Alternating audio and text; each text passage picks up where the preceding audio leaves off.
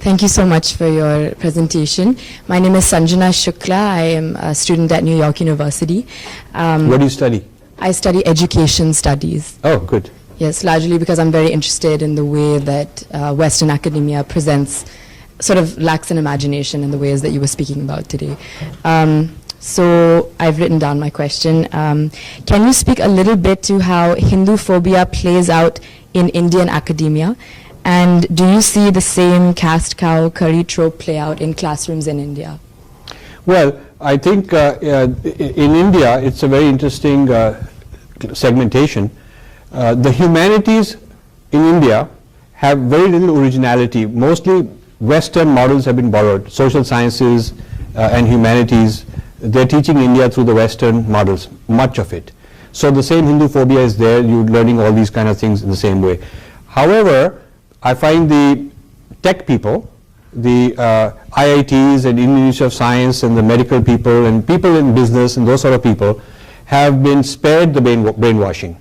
The less education in a sense is better because they haven't been biased in that way. And their idea of Hinduism is what they learned in home and what they learned from a guru, and so it's the practitioner's view. Hello, Hindu. A practitioner's view. It's the practitioner's view. So it's not something that they've been taught in the classroom so much. So the Hindu phobia exists in the classroom in India, for sure.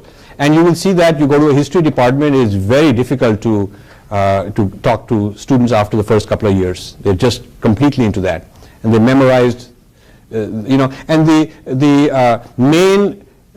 titans of Indian academia, the Irfan Habib and Ramila Thapar and all that, they're all highly westernized, highly left-wing, anti-Hindu kind of views they have.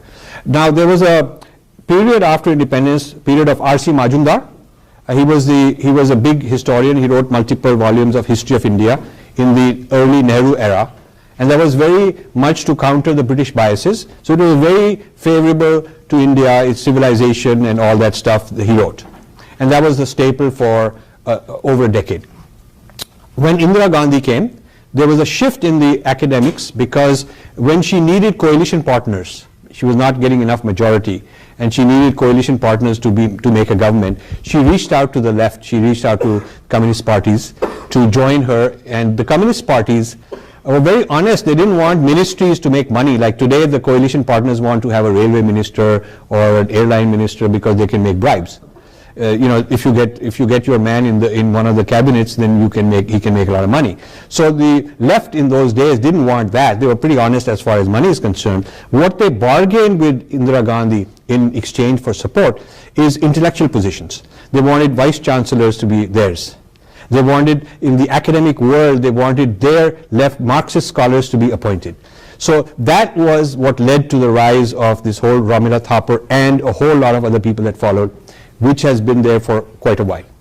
So that's kind of an oversimplified view of the Indian academy and its origins of Hindu phobia. And I would say that the Hindu phobia was not as much during the British time. Maybe the British were scared. So it was not as serious in the face. And also another reason for the rise of Hindu phobia is that the politics of making a government have favored fragmentation.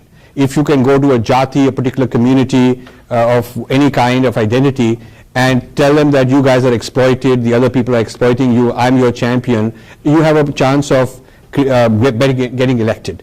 So democracy has also created fragmentation and vote banks, and that feeds into this problem. Thank you.